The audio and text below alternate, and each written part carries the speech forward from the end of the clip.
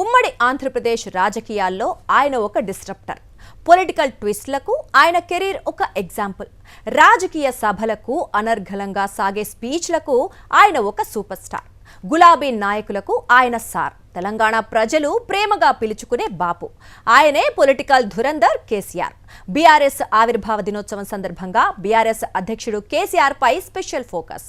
తెలంగాణ రాజకీయాల్లో కేసీఆర్ ను ఓ డిస్రప్టర్ గా చూస్తారు. అప్పటి వరకు సాఫీగా ఉన్న తెలంగాణ రాజకీయాల్లో ప్రత్యేక రాష్ట్రమనే ఓ కుదుపును తీసుకొచ్చింది కేసీఆర్. తెలంగాణ రాష్ట్ర సమితి పేరుతో 2001వ సంవత్సరంలో పార్టీ పెట్టిన కేసీఆర్ ఆ తరువాత ఉమ్మడి ఆంధ్రప్రదేశ్ రాజకీయాలను పూర్తిగా మార్చేశారు. కరీంనగర్లో సింహగర్జన మీటింగ్ పెట్టి తెలంగాణ వాణిని దేశమంతా వినిపించిన కేసీఆర్ ఆ తరువాత ఎన్నో రాజకీయ మార్పులకు కారణమయ్యారు.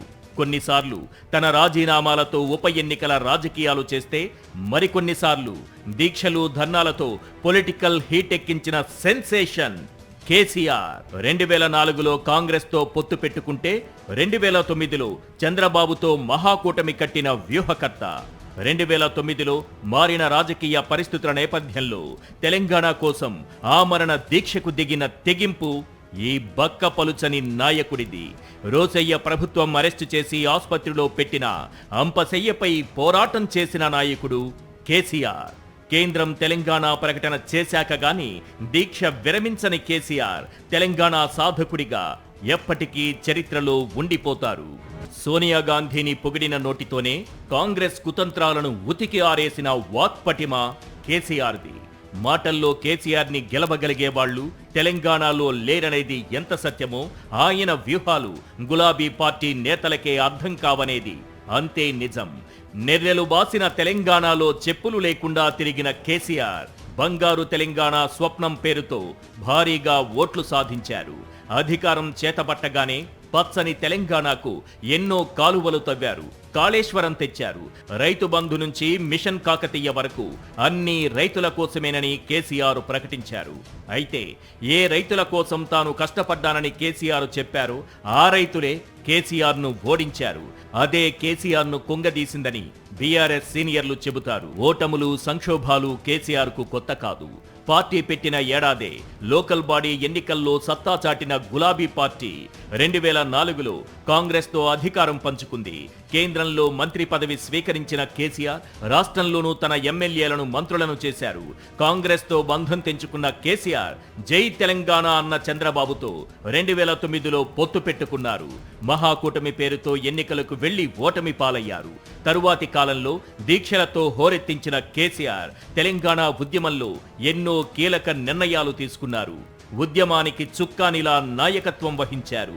అధికారంలో ఉన్నప్పుడు ఎన్నో ఒడిదుడుకులు ఎదుర్కొన్నారు. కేంద్రంతో పోరాడినా, పక్క రాష్ట్రాల రాజకీయాల్లో వేలుపెట్టినా అది తెలంగాణ కోసమే అని చెప్పే చతురత చంద్రశేఖరరావుది.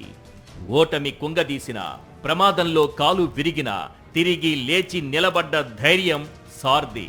తెలంగాణను కాంగ్రెస్ సర్కార్ కుక్కలు చింపిన విస్తరి చేస్తోందని ముఖ్యమంత్రితో సహా మంత్రులను దునుమాడిన ఆగ్రహం పెద్ద సార్ది. తెలంగాణ ముఖ్యమంత్రి రేవంత్ రెడ్డి పైన ఎన్నిసార్లు తీవ్రమైన విమర్శలు చేసినా కేసీఆర్ 2.5 ఏళ్లలో కనీసం ఒక్కసారి కూడా రేవంత్ పేరు పలకలేదు. ఇది స్ట్రాటజీయా లేక సీనియర్ పొలిటీషియన్లకు ఉండే స్వాభావిక పెద్దరికమా అన్నది సార్కే తెలియాలి. ఏడాది క్రితం బీఆర్ఎస్ సిల్వర్ జూబ్లీ నిర్వహించి ఎల్కతుర్తిలో గర్జించిన తెలంగాణ మాజీ ముఖ్యమంత్రిని ఇప్పుడు మరిన్ని సంక్షోభాలు చుట్టుముట్టాయి.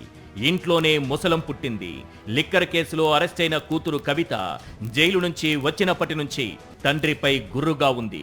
ముందు హరీష్ రావు, సంతోష్లపై తీవ్రమైన మాటల దాడి చేసిన కవిత ఆ తరువాత ఏకంగా అన్నపైనే బాణాలు ఎక్కుపెట్టింది. ఇప్పుడు తన తండ్రి కేసీఆర్ పాలననే ప్రశ్నిస్తూ కొత్త పార్టీ పెట్టింది. కవిత ఎన్ని చేసినా కేసీఆర్ మౌనంగానే సమాధానమిస్తూ వచ్చారు. కానీ రేపటి నుంచి పబ్లిక్ మీటింగుల్లో కూతురు తనను విమర్శిస్తే, తన వారసులను తిట్టిపోస్తే సార్ ఏం చేస్తారు? కవితను ఇగ్నోర్ చేస్తారా లేక రేవంత్లా పేరు తీసుకోకుండా పబ్లిక్ గానే సమాధానం చెబుతారా? ఎన్నో సంక్షోభాలను ఎదుర్కొన్న కేసీఆర్ కు ఫ్యామిలీ ఫీడ్ కూడా పెద్ద ఇబ్బంది కాకపోవచ్చు. కానీ అన్నీ చూసిన సార్కు ఇప్పుడు కూతురి రూపంలో సమస్య రావడం ఊహించనిదే. అయితే ఎన్నో సవాళ్లను ఎదుర్కొన్న కేసీఆర్ ఈ సమస్యను కూడా అధిగమించి తెలంగాణ పొలిటికల్ ధురంధర్ అవుతారని ఆయన అభిమానులు అంటున్నారు.